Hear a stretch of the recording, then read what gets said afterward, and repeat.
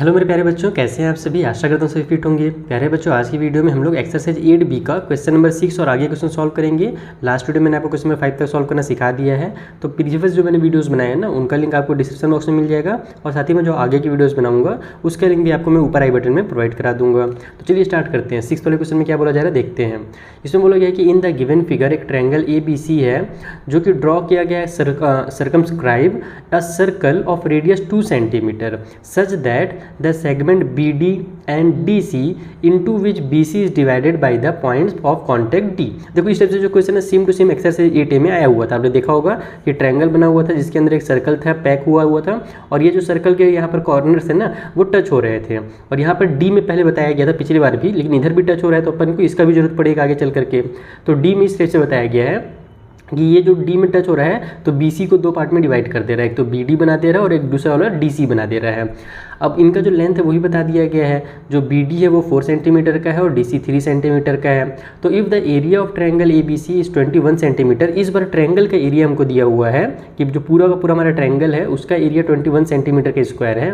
तो बताइए जो लेंथ होगा साइड AB का और AC का वो कितना होगा, A से लेकर के B तक और A से लेकर के C तक। एकदम सेम टू सेम क्वेश्चन हमने एक्सरसाइज 8A में मेरे हिसाब से लास्ट में सॉल्व करना आपको सिखाया था, उसी कॉन्सेप्ट से इस क्वेश्चन को हम लोग सॉल्व करेंगे। तो देखो यहाँ पर हमने डायग्राम में क्या किया कि जहाँ पर हमारा E और F जो पॉइंट टच हो रहे थे, जैसे कि सर्कल में हमारे पास ट्रायंगल का ये वाला साइड तुमको बता दिया था कि ये वाला जो हमारे पास पॉइंट है ये D में टच हो रहा है, उसी तरीके से हमारा पॉइंट ऑफ कांटेक्ट हमने इधर E बना दिया और इधर एक F बना दिया। आप अपने मन से कोई भी नाम रख सकते हो। अब देखो दिया क्या गया था, सबसे पहले तो पूरे ट्रायंगल का एरिया दिया हुआ था। एरिया ऑफ ट्रायंगल ABC हमें दिया हुआ है, कितना दिया हुआ है तो 21 सेंटीमीटर का स्क्वायर था ना, हाँ 21 सेंटीमीटर का स्क्वायर दिया हुआ है। उसके अलावा अपने को बताया गया था कि जो BD है वो 4 सेंटीमीटर का है और जो DC है वो 3 सेंटीमीटर का है। हम लोग क्या जानते हैं, कभी भी कोई भी एक्सटर्नल पॉइंट से जब टेंजेंट बनता है सर्कल के ऊपर तो वो जो दो टेंजेंट बनते हैं दोनों इक्वल होते हैं। जैसे ये जो हमारा पॉइंट B है इससे दो टेंजेंट बन रहे हैं, एक तो BD बन रहा है और दूसरा BE बन रहा है। तो BD और BE जो होंगे ये दोनों आपस में इक्वल होंगे, ये ध्यान रखना है आपको, ठीक है। अब हम लोग क्या करेंगे, सबसे पहले तो हम लोग पकड़ेंगे यहाँ पर इसका सेंटर को और सेंटर से हम लोग लाइन को ज्वाइन करना शुरू करेंगे। जैसे कि पहले तो यहाँ पर हमारे पास एक इस तरीके से लाइन बना लो आप लोग, ठीक है। उसके बाद फिर आप लोग यहाँ पर से E और F को ज्वाइन कर दो, यानी कि जो सेंटर है उससे F को ज्वाइन कर दो, फिर E को भी ज्वाइन कर दो इस तरीके से। उसके बाद A से भी जो है लाइन उसको भी ऐसे ड्रॉ कर दो। हम लोग यहाँ पर बहुत सारे ट्रायंगल बनाएंगे जिनका हम लोग छोटा छोटा एरिया निकाल करके जो बड़ा वाला ट्रायंगल है उसका एरिया के इक्वल करेंगे। कॉन्सेप्ट मैंने आपको बताया ना कि 8A में सिखाया हुआ है। तो यहाँ से भी एक ट्रायंगल बनेगा हमारे पास और ये C से भी इसको मिला दो आप लोग इस तरीके से, ठीक है। अब देखो कि हमारे पास क्या क्या चीज़ें हमको मिल रही हैं यहाँ। तो सबसे पहले तो हमारे पास जो ट्रायंगल बड़ा वाला उसका एरिया दिया हुआ है, साथ ही जो सर्कल है हमें उसका रेडियस ही बता दिया गया था कि 2 सेंटीमीटर है। यानी कि अगर मैं इस वाले सेंटर पॉइंट से लेकर के यहाँ तक लेकर के आता हूँ, मैं इसको चलो O नाम नहीं दे देता हूँ, यहाँ पे कहीं पे मैं O लिख देता हूँ। तो ये जो होगा ये हमारा 2 सेंटीमीटर का होगा। तो इसको आप लोग कैसे सॉल्व कीजिएगा, इसको ऐसे लिखिएगा कि हमारा जो एरिया है, एरिया ऑफ ट्रायंगल ABC, उसको निकालने के लिए हम लोग 3 ट्रायंगल्स पकड़ेंगे जिसका एरिया निकालेंगे। सबसे पहले तो हम लोग BOC पकड़ेंगे, ये वाला, ठीक है। ट्रायंगल BOC का एरिया, आप लोग एरिया भी जरूर लिखिएगा, मेरे पास जगह नहीं इसलिए मैं नहीं लिख रहा हूँ। उसके बाद फिर हम लोग कौन सा ट्रायंगल पकड़ेंगे तो AOB पकड़ेंगे। तो यहाँ पर पकड़ लो आप लोग ट्रायंगल AOB। और तीसरा वाला कौन सा ट्रायंगल पकड़ लें तो AO और C पकड़ लेते हैं, ये वाला ट्रायंगल AOC। इन सभी का एरिया हम लोग निकालना है, ठीक है। तो देखो यहाँ पर इसका एरिया तो हमारे पास पहले से दिया ही हुआ है 21 सेंटीमीटर का स्क्वायर, तो इसके बदले में आप 21 लिखिएगा। BOC के एरिया निकालना है तो हम लोग क्या करेंगे 1/2 करेंगे मल्टीप्लाई बेस। तो बेस क्या है, इसके पास BC बेस है तो यहाँ पर BC लिख दो। और मल्टीप्लाई हाइट, तो हाइट क्या है OD है तो यहाँ पर OD लिख दो। एक बार आप लोग सभी में ये चीज़ जरूर लिखिएगा ताकि कन्फ्यूजन क्रिएट ना हो कि BOC का एरिया निकालने के लिए कौन सा फॉर्मूला लगेगा। उसी तरीके से AOB अगर एरिया निकालेंगे तो फिर से 1/2 मल्टीप्लाई बेस। तो देखो AOB में हमारा बेस का काम कौन सा कर रहा है, AB कर रहा है तो यहाँ पर AB लिख लो। और हाइट का काम कौन सा कर रहा है तो OE कर रहा है तो यहाँ पर आप लोग OE लिख दो। सेम काम यहाँ पर भी करो 1/2 मल्टीप्लाई AOC में, देखो AOC ये वाले में हमारे पास बेस का काम AC कर रहा है क्योंकि इसमें इस तरीके से हाइट बना हुआ है तो ये हो जाएगा AC और मल्टीप्लाई में OF हमारा हाइट हो गया। अब सबसे पहला काम मैं करूँगा कि जो हाफ है ना उस सभी हाफ को कॉमन लेकर के इधर ट्रांसफर कर दूंगा। तो ये हमारा 21 मल्टीप्लाई 2 हो जाएगा, क्योंकि इधर 1/2 था तो इधर 2/1 आ जाएगा, तो नीचे वाला 1 लिखने की जरूरत है ही नहीं, डायरेक्ट 2 लिख दो। इधर हमारे पास BC जो है वो कितना है भैया, तो देखो B से D तक 4 था और D से लेकर के C तक हमारे पास 3 था, तो टोटल हमारा कितना हो जाएगा 7 हो जाएगा। तो इसके बदले में आप 7 लिखिए। OD यानी कि हमारा रेडियस है जो कि 2 दिया हुआ है, तो 2 लिखो। देखो हाफ हमने पूरा निकाल दिया ना, तो अब कोई हाफ नहीं लिखेंगे। EB कितना होगा अब वो समझना। अब हम लोग आते हैं मेन चीज़ में, हम लोगों को इसमें से क्या क्या चीज़ें पता है। तो यहाँ से B से E तक हम लोग को 4 पता है, C से F तक हमको 3 पता है, क्योंकि देखो C जो हमारा पॉइंट है उससे इस सर्कल के ऊपर 2 टेंजेंट बन रहे हैं, एक तो CD बन रहा है और एक CF बन रहा है। तो यहाँ से यहाँ तक 3 है, तो यहाँ से यहाँ तक भी 3 होगा। लेकिन इधर वाला जो 2 साइड है ये हम लोग को पता नहीं चल रहा है, A से लेकर E तक और A से लेकर के F तक। तो इसको हम लोग क्या करेंगे, X मान लेंगे। समझ में आ गया। तो यहाँ पर अब हम लोग EB का वैल्यू देखो कितना हो जाएगा, A से लेकर के B तक हमारा 4 भी है और X दोनों मिल करके EB बना रहे हैं। तो EB के बदले में आप लोग लिखिएगा 4 प्लस में X, इस तरीके से। ठीक है, सॉरी प्लस की साइन है, यहाँ पे प्लस जरूर लगाइएगा, मल्टीप्लाई लिख दोगे तो गलत हो जाएगा। मल्टीप्लाई में OE है, तो OE तो वही हमारा रेडियस ही है ना सब जगह पर, तो ये हमारे पास 2 ही रहेगा। फिर हमारे पास प्लस की साइन लगाएंगे। देन हमारे पास AC है, तो AC कौन सा है भैया, देखो ये यहाँ से यहाँ तक, तो ये 3 और X से मिल करके बन रहे हैं, तो यहाँ पर हम लोग 3 प्लस X लिख देते हैं। और OF भी जो है वो भी हमारा 2 है, तो यहाँ भी मल्टीप्लाई 2 है, यहाँ भी मल्टीप्लाई 2, यहाँ भी मल्टीप्लाई 2 है। सभी में से मल्टीप्लाई 2 को क्या करो, कॉमन लेकर के इधर ले आओ, तो ये हो जाएगा हमारा 21 मल्टीप्लाई 2 पहले से था, ये जो मल्टीप्लाई में 2 है इधर आकर के डिवाइड में 2 हो जाएंगे। इक्वल की साइड में अब हमारे पास क्या क्या बचा वो समझना। 7 बचा, प्लस में 4 प्लस ये वाला X बचा, फिर प्लस में 3 और प्लस का X बच गया। बाकी तो हमने 2 को कॉमन लेकर के इधर ले आया है, तो यहाँ पर से पहले मैं 2 से 2 को उड़ा देता हूँ। बचा हमारे पास 21, इक्वल की साइड में ऐड कर दो, 7 और 3 10 हो जाएगा, 10 और 4 हो जाएगा हमारे पास 14, और ये X और X मिल करके हमारे पास 2X हो जाएगा। 14 को इधर ले आएंगे तो इधर जाकर के माइनस में हो जाएगा, 21 में से 14 माइनस हो तो 7 आ जाएगा। इक्वल की साइड में 2X है, तो यहाँ से अगर X की वैल्यू निकालेंगे तो 7 डिवाइड बाई 2 हो जाएगा, जो कि आ जाएगा 3.5 सेंटीमीटर। तो X का वैल्यू अगर हमारे पास निकल गया है तो हम लोग AB भी निकाल सकते हैं। हमने देखा ही था जो AB था वो X और 4 से मिल करके बना था। देखो यहाँ से AB जो है वो AE और BE से मिल करके बन रहा है, तो यहाँ पर X और यहाँ पर 4 है, तो हम लोग यहाँ पे लिखेंगे 4 प्लस X, यानी कि 4 प्लस में 3.5 इक्वल हो जाएगा हमारे पास 7.5 सेंटीमीटर। ये हमारा AB का लेंथ निकल गया। उसी तरीके से दूसरा हमसे AC का लेंथ पूछा था, तो वो 3 और X था, तो यहाँ पर लिख दो आप लोग AC equal to 3 plus X equal to 3 plus में 3.5 एंड इक्वल टू हो जाएगा हमारे पास 6.5। ठीक है, तो इस तरीके से आपका ये वाला जो क्वेश्चन है वो कंप्लीट हो जाएगा। आई होप आपको बहुत अच्छे से क्लियर हो गया होगा। एकदम सेम क्वेश्चन था वही वाला, एक एक्सरसाइज 8A वाला, और वही चीज़ यहाँ पर दोबारा से दिया हुआ है। ठीक है, चलिए जो अगला क्वेश्चन है उससे बनाते हैं, देखते हैं कुछ नया है या फिर वही पुराना क्वेश्चन है। सो 7th वाला जो क्वेश्चन है वैसा क्वेश्चन भी हमने पहले बना रखा है, लेकिन फिर से मैं आपको समझा दूंगा। हमसे क्या बोल रहा है कि 2 कॉन्सेंट्रिक सर्कल है, तो कॉन्सेंट्रिक सर्कल मतलब कि जिनका सेंटर एक ही होगा, उनका रेडियस अलग अलग है। एक छोटा है 3 सेंटीमीटर का, एक बड़ा 5 सेंटीमीटर का रेडियस का है। Find the length of the chord of the larger circle which touch the smaller circle, यानी कि उस कॉर्ड का लेंथ बताइए लार्जर वाले का जो कि स्मॉलर वाले सर्कल को टच कर रहा हो। तो डायग्राम बनाऊंगा तब आपको ये बहुत अच्छे से समझ में आ जाएगा। तो देखो कुछ इस तरीके से डायग्राम बनेगा, जहाँ पर हमारे पास एक सेम सेंटर से 2 सर्कल हमने बनाया, एक छोटा और एक बड़ा। छोटा वाला का जो रेडियस है वो 3 दिया हुआ है, बड़े वाले का जो रेडियस है वो हमें दिया हुआ है कितना, तो हमें बताया गया था 5 सेंटीमीटर। सबसे पहले हम उससे क्या पूछ रहे हैं कि ये जो बड़े वाले में कॉर्ड बनेगा जो छोटे वाले को टच करते हुए निकलेगा। देखो मैं रफली बनाता हूँ, ये देखो इस तरीके से यहाँ से ये टच करते हुए निकल रहा है ना, बड़े वाले का कॉर्ड है जो छोटे लोग टच कर रहा है। हमको इस कॉर्ड का ही लेंथ बताना है। कैसे बताएंगे वो समझना, सिंपल है एकदम, बस डायग्राम अच्छे से बनाना एग्जाम में। सबसे पहले क्या करो, जो छोटा वाला का हमारा रेडियस है ना उसको सीधा एकदम परपेंडिकुलर ऐसे बना दो जो इस कॉर्ड के ऊपर आ जाए। ये हमने परपेंडिकुलर लाइन बनाया हुआ है एकदम सीधा, रेडियस तो सीधा ही होता है, और हमने क्या किया इस कॉर्ड के ऊपर भी उसको टच कर दिया है। उसके अलावा जो बड़ा वाला हमारा सर्कल है उसका रेडियस हम लोग क्या कर सकते हैं, इस सेंटर से आगे ले जाएंगे, यहाँ से यहाँ तक टच कर देंगे तो बड़ा वाला बन जाएगा रेडियस। लेकिन वैसे नहीं बनाएंगे हम, यहाँ पर इसको एक ट्रायंगल के शेप में बनाएंगे। जैसे कि अगर मैं सेंटर से बड़े वाले सर्कल का मैं कहीं पे भी टच करूँगा तो वो रेडियस कहलाएगा, तो मैं इस वाले पॉइंट में टच करूँगा, यहाँ पर देखो ऐसे। तो ये वाली जो लाइन है ये बड़े वाले सर्कल की रेडियस हो गई, जो कि हमको 5 सेंटीमीटर दिया हुआ था। जैसे अगर मान लो मैं इसका नाम A रख देता हूँ, यहाँ पर मैं नाम इधर नाम मैं B रख देता हूँ, यहाँ पर मैं नाम बीच में C रख देता हूँ। ठीक है, तो मेरा जो OA है ये बड़े वाले सर्कल का रेडियस निकल जाएगा। तो जो हमारा OA होगा वो कितना होगा भैया, वो 5 सेंटीमीटर हो जाएगा। ओ से लेकर के सी तक जो पॉइंट है वो मेरा छोटे वाले सर्कल का रेडियस है जो कि हमें 3 सेंटीमीटर दिया हुआ था। मुझे क्या निकालना है, ये AC निकालना है। अगर मैंने AC निकाल लिया तो AC और ये जो CB है ये दोनों मिला करके ही मेरा AB बन रहा है, जिसका मुझे लेंथ निकालना है क्वेश्चन के अकॉर्डिंग। और ये कैसे निकलेगा, तो हम लोग क्लास 9th में पहले भी पढ़ चुके हैं कि यहाँ पर जब कभी भी सेंटर से कोई परपेंडिकुलर लाइन बनता है ना किसी भी कॉर्ड के ऊपर, तो वो कॉर्ड को बाइसेक्ट कर देता है, यानी कि 2 बराबर बराबर पार्ट में डिवाइड कर देता है। बराबर पार्ट से मतलब ये हुआ कि मेरा जो AC होगा उतना ही मेरा BC भी होगा, दोनों का जो लेंथ होगा वो बराबर हो जाएगा। तो हम लोग को अगर AC निकल गया तो ये भी निकल जाएगा। तो अगर मान लो ये 10 निकला तो ये भी 10 हो जाएगा, और 10 और 10 मिला के 20 कर देंगे हम लोग। समझ में है ना, बस वही काम करना है। तो अब आप इस राइट ट्रायंगल को पकड़ो, फटाफट इसको सॉल्व करो। इन राइट ट्रायंगल OAC, तो OAC के अंदर हमारा OA हाइपोटेन्यूज है, तो हाइपोटेन्यूज का स्क्वायर इक्वल टू AC का स्क्वायर प्लस में OC का स्क्वायर, यही होता है। हम लोग को तो यहाँ से AC चाहिए तो OC को इधर भेज दो, तो ये हो जाएगा OA का स्क्वायर माइनस में OC का स्क्वायर इक्वल टू AC का स्क्वायर।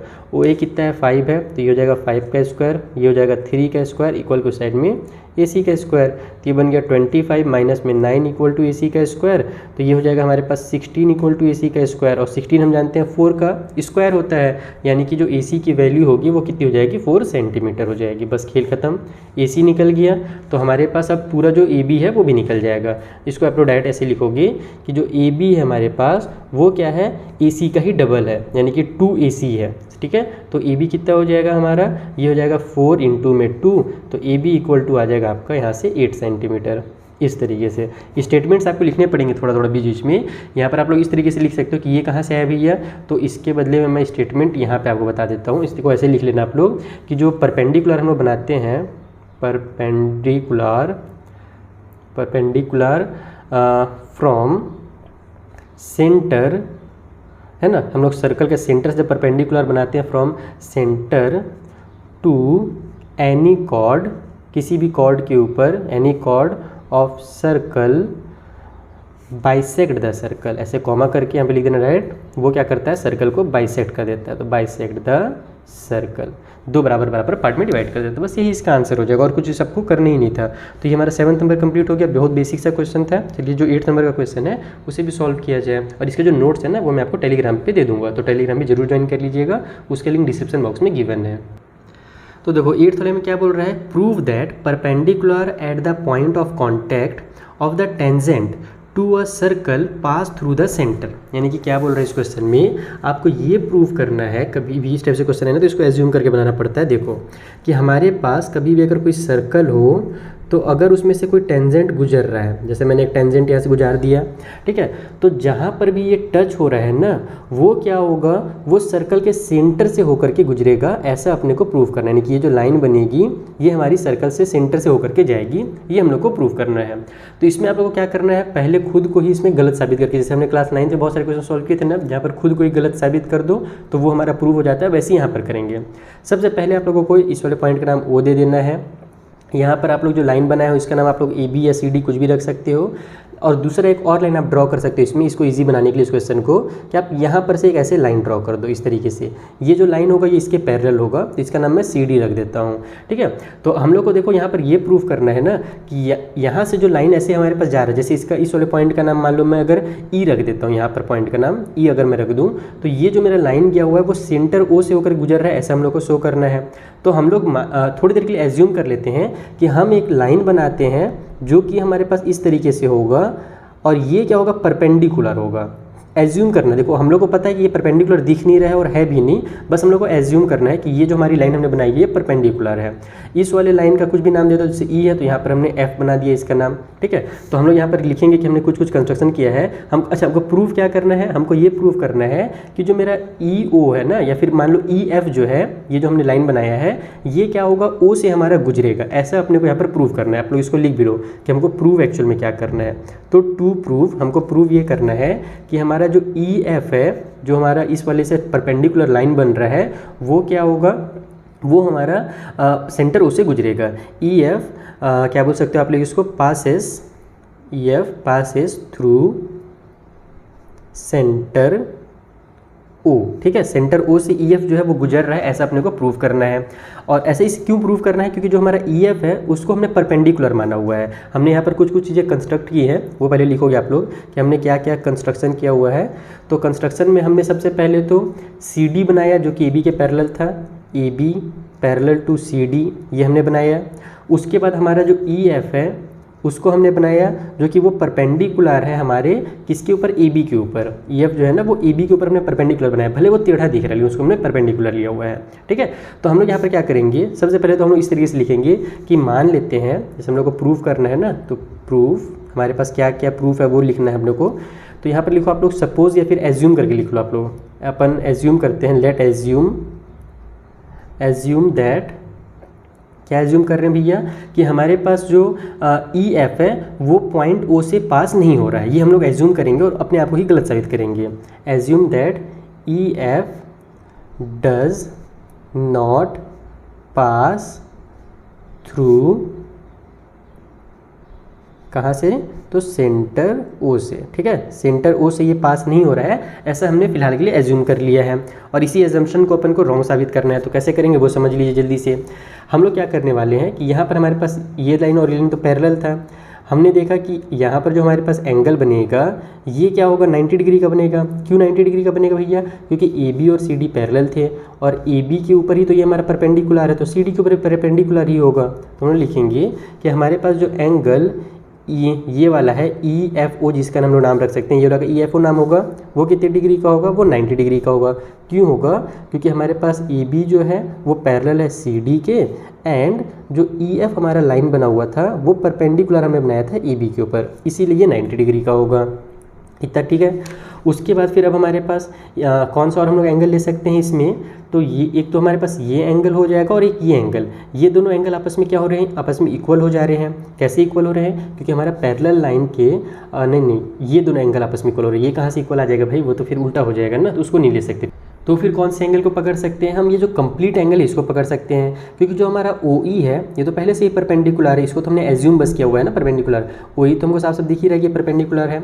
तो हम लोग देखते हैं कि ये वाला लाइन, ये लाइन पैरेलल है, अगर इसको ट्रांसवर्सल का काम दे दें तो ये यहाँ पर जो अंदर में एंगल बनेगा और यहाँ पर जो अंदर में एंगल बनेगा, ये दोनों आपस में को इंटीरियर एंगल हो जाएंगे, जिसको कंसेक्यूटिव इंटीरियर एंगल भी कहते हैं। और इन दोनों का जो सम होगा 180 डिग्री हो जाएगा। तो इसको आप ऐसे लिखो कि बट साथ ही साथ हम लोग ये देख रहे हैं कि हमारा जो एंगल ई ओ एफ है, ठीक है, उसमें अगर हम लोग प्लस कर दें ये वाला जिसका नाम ओ ई ए हो सकता है, एंगल ओ ई ए, तो दोनों का जो सम होगा वो 180 डिग्री होगा, क्योंकि दोनों सप्लीमेंट्री इसलिए हैं क्योंकि दोनों आपस में को इंटीरियर एंगल्स है, ठीक है, को इंटीरियर एंगल्स हो गए।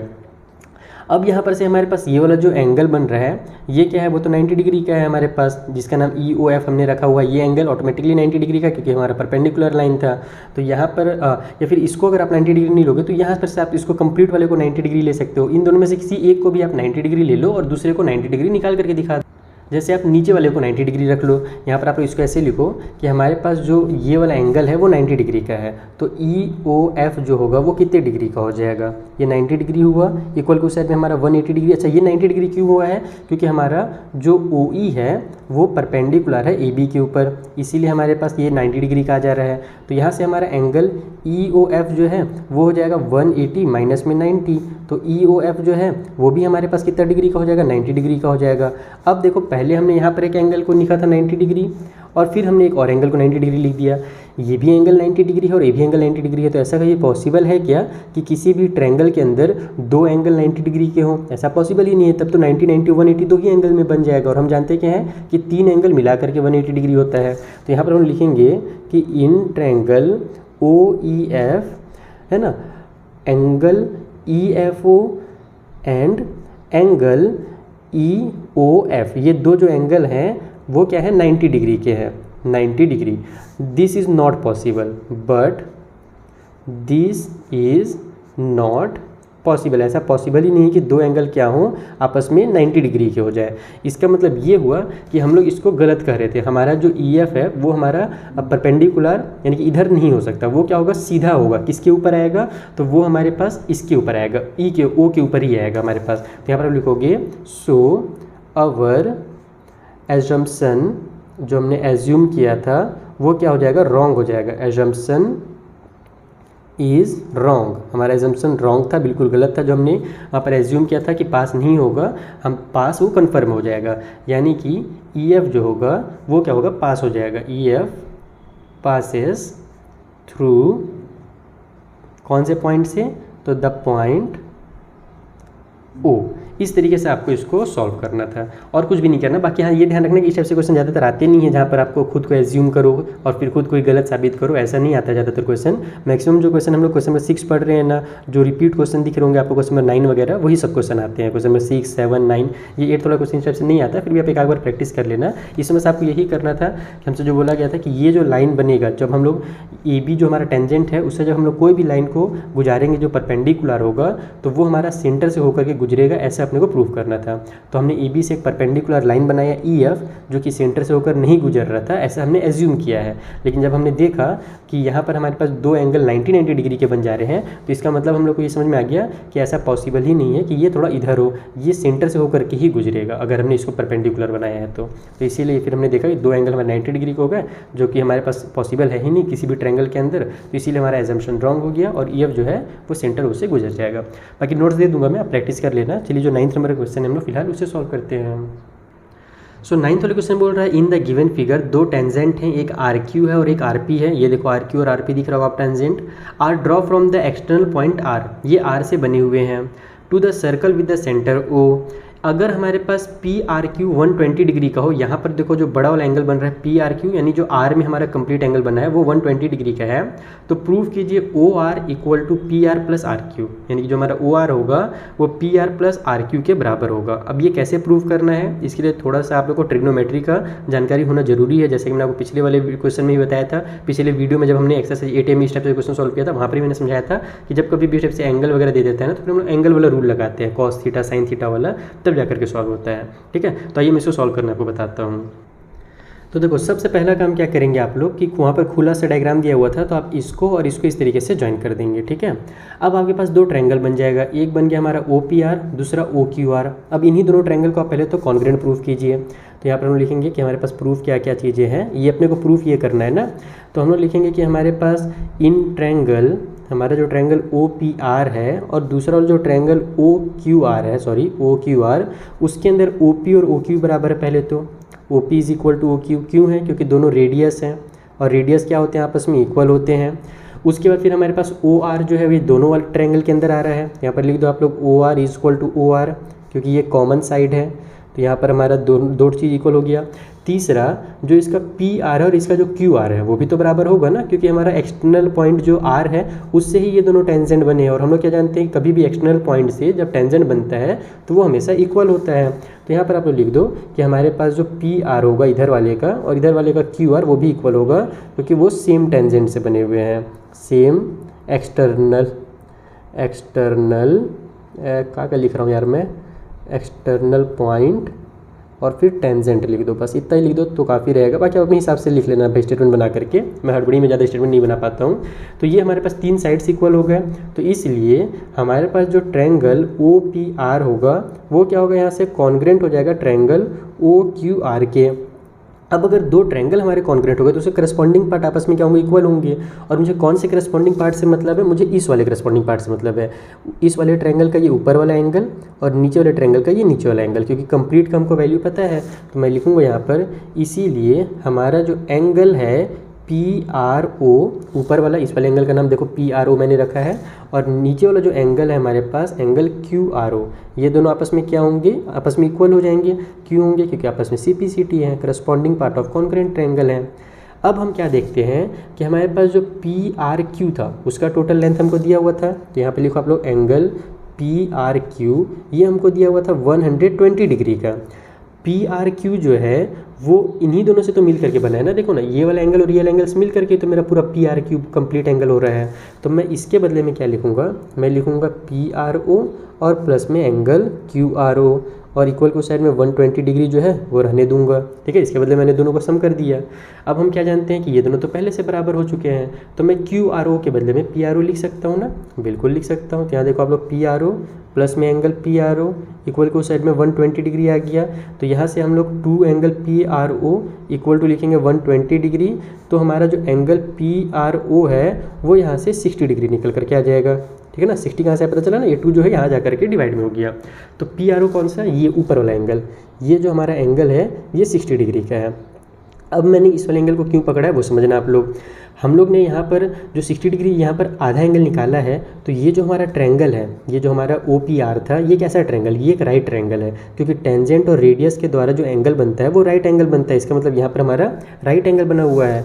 तो अब यहाँ पर हम लिखेंगे कि इन राइट ट्रायंगल, हमारा कौन सा राइट ट्रायंगल, OPR।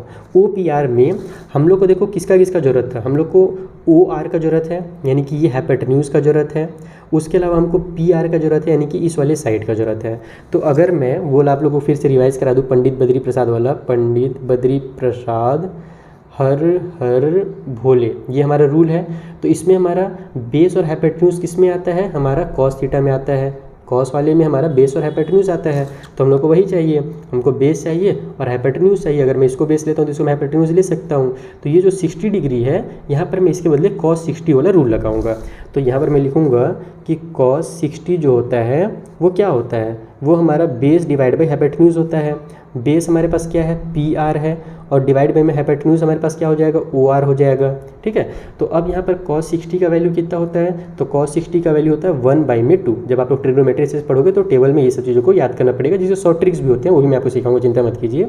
इक्वल को साइड में हो जाएगा हमारा PR डिवाइड बाई में OR। अब आप लोग क्या करो, इस OR को 1 से मल्टीप्लाई कर दो, इसको इधर ले जाओ। तो OR का जब 1 से मल्टीप्लाई होगा तो 1 OR आ जाएगा, और इस साइड में हमारे पास 2 का PR से मल्टीप्लाई होगा तो 2 PR आ जाएगा।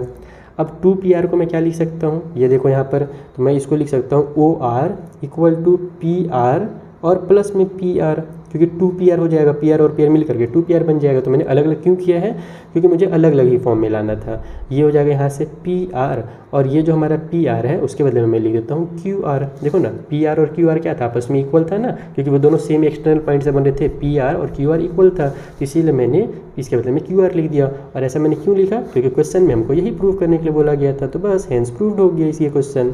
तो इस तरीके से आपको इस क्वेश्चन को बनाना था, बहुत ही ईजी क्वेश्चन है, बस आपको थोड़ा थोड़ा सा ये सब रूल जो है पंडित बद्री प्रसाद वाला, ये ट्रिक वगैरह है ना, और यहाँ पर ये जो 60 डिग्री का क्या होता है, cos 30 का क्या वैल्यू होता है, ये सब चीज़ें अगर आप पता रहेंगी तो ये क्वेश्चन आपसे बहुत ईजिली बनेंगे। थोड़ा सा प्रैक्टिस कीजिए, कुछ चीज़ों को याद कीजिए। ट्रिग्नोमेट्री चैप्टर में हम लोग पहुँचेंगे, बहुत अच्छे से पढ़ेंगे, चिंता बिल्कुल मत कीजिए। मिलते हैं नेक्स्ट वीडियो में, जहाँ पर आगे क्वेश्चन मैं आपको इसी तरीके से डिटेल में समझा दूंगा। तब तक के लिए थैंक यू फॉर वॉचिंग।